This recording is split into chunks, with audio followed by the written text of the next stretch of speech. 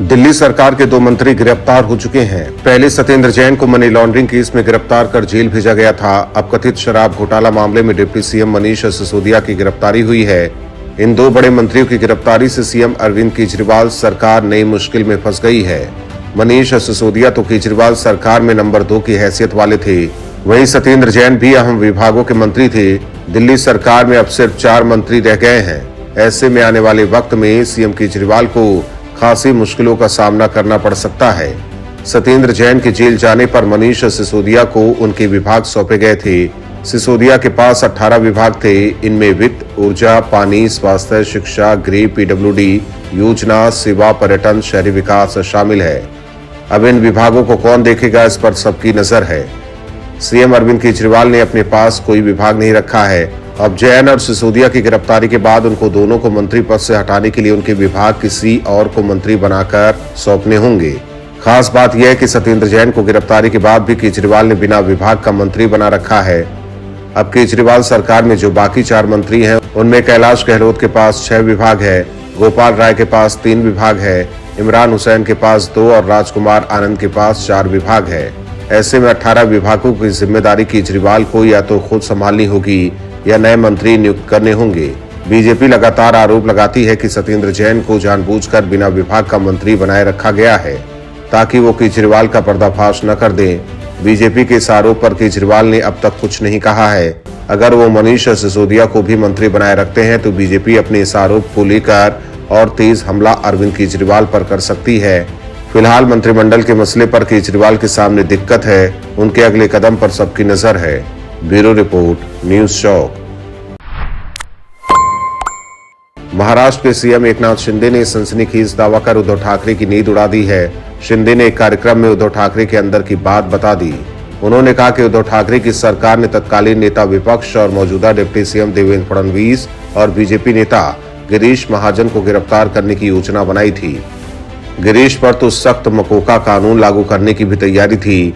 वहीं एकनाथ शिंदे का ये दावा काफी तूल पकड़ सकता है। इससे पहले देवेंद्र फडणवीस ने जनवरी में कहा था कि उद्धव ठाकरे की सरकार उनको गिरफ्तार करना चाहती थी।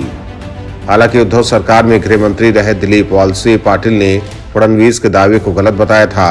अब एकनाथ शिंदे ने कहा है कि फडणवीस और गिरीश महाजन को गिरफ्तार करने की योजना के वो खुद साक्षी हैं। एकनाथ शिंदे ने कार्यक्रम में कहा कि पूरी योजना का मैं गवाह हूँ। मैंने तब ऐसा होने से रोकने के लिए कुछ कहा था, लेकिन मैं अब उस बात को यहाँ दोहरा नहीं सकता। महाराष्ट्र के सीएम ने कहा कि मैंने बाद में उद्धव की सरकार ही गिरा दी और उनको घर बिठा दिया। शिंदे ने कहा कि फडणवीस और महाजन को गिरफ्तार कर महाराष्ट्र में बीजेपी को पीछे धकेलने की साजिश रची गई। उन्होंने कहा कि मुझे अच्छी तरह पता है कि इस साजिश में कौन शामिल था। जरूरत पड़ी तो इस मामले की जांच भी कराऊंगा। ये पूछे जाने पर कि साजिश में शामिल लोगों पर वो कार्रवाई क्यों नहीं कर रहे, एकनाथ शिंदे ने कहा कि ऐसे लोगों को सत्ता से बेदखल करना ही मैं काफी समझता हूं। बता दें कि एकनाथ शिंदे सरकार में देवेंद्र फडणवीस के पास गृह विभाग है, जबकि गिरीश महाजन चिकित्सा, शिक्षा और अनुसंधान विभाग के मंत्री हैं। माना जा रहा है कि एकनाथ शिंदे के खुलासे के बाद महाराष्ट्र विधानसभा में हंगामा मच सकता है।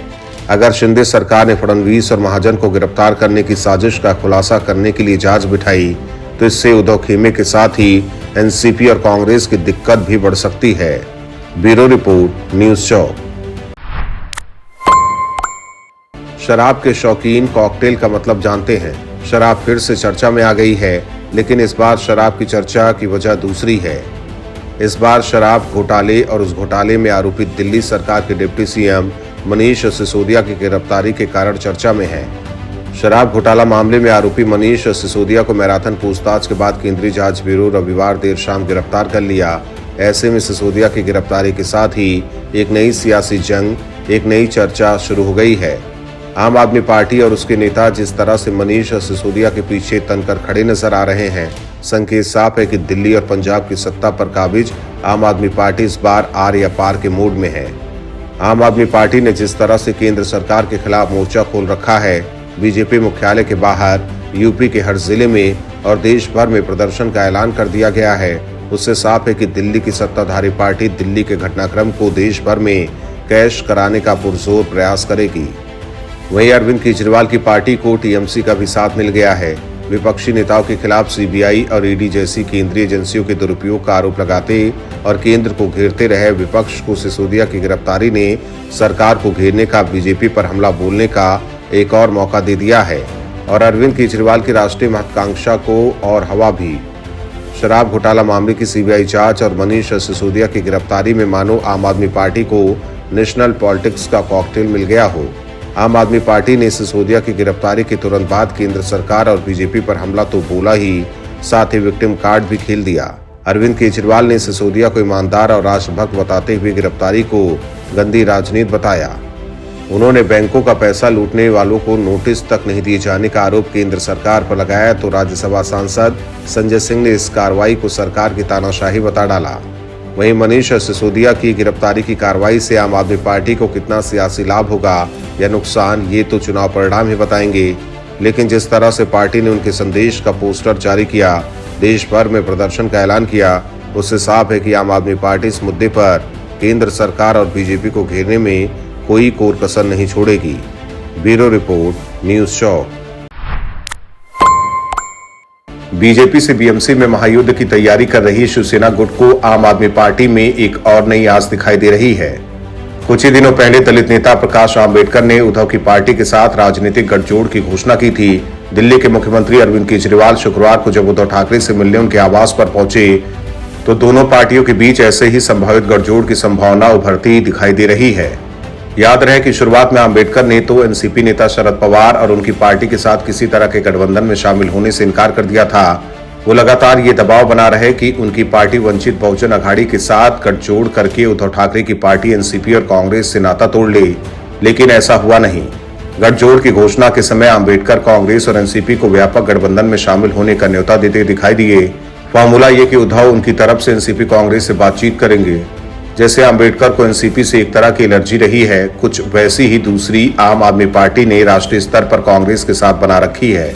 इसका उसे फायदा भी मिला है। दिल्ली के बाद पंजाब में कांग्रेस के क्षय से आपका पलड़ा भारी हुआ है। वैसे आप मुंबई महानगर पालिका चुनाव लड़ने की घोषणा पहले ही कर चुकी है, लेकिन ऐसी स्थिति बनती दिखाई नहीं दी है कि वो अपने बूते पर यह चुनाव लड़कर कोई करिश्मा दिखा सके। उसे किसी साथी की जरूरत पड़ सकती है। इसीलिए मुख्यमंत्री अरविंद केजरीवाल पूरे गर्मजोशी के साथ उद्धव ठाकरे से मुलाकात करने पहुंचे। हालांकि दोनों बीएमसी चुनाव साथ मिलकर लड़ेंगे या नहीं, देखने वाली बात होगी। हालांकि बीजेपी के खिलाफ शिवसेना की धुरी अब जो जमावड़ा बना रहा है, उसके बाद अब ज्यादा विकल्प बचे नहीं रह गए हैं। वामपंथी नेता पहले उद्धव से मुलाकात करके बढ़ती नजदीकी के संकेत दे चुके हैं। समाजवादी पार्टी थोड़ी खिंची सही, मगर पहले से ही अघाड़ी का हिस्सा है। शायद इसलिए केजरीवाल भी उद्धव के दरवाजे पर पहुंचे हैं। हालांकि कांग्रेस के साथ उनके तालमेल कैसे रहते हैं, इस पर भी सबकी निगाहें टिकी रहेंगी। ब्यूरो रिपोर्ट, न्यूज़ चौक।